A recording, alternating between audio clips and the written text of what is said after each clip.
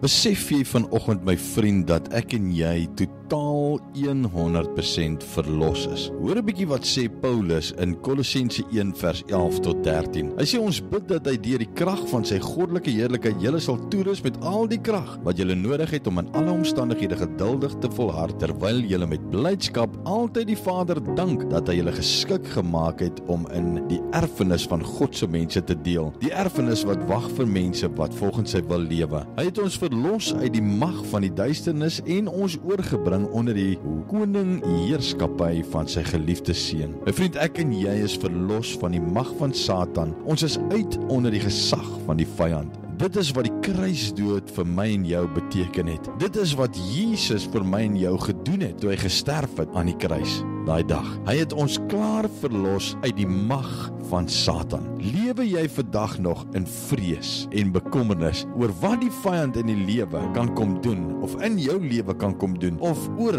wat hy die volgende oor jou pad kan gooi? Kom ons dank Jesus vir dit wat hy gedoen het en ons verklaar dat ons vrygemaak is van die mag van Satan. Here Jesus, baie dankie Here dat ons vanmôre die oë kan toemaak, ons hande kan oplig en sê dankie dat U aan die kruis vir ons gesterf het. Dankie dat U ons kom vrymaak het. Dankie Here dat U ons kom verlos het van die mag van die vyand. Ons kom verklaar dit vanmôre in die naam van Jesus. Here, ons eer U en ons aanbid U, want U is waarlik koning en U is net so amazing. In Jesus se naam. Amen.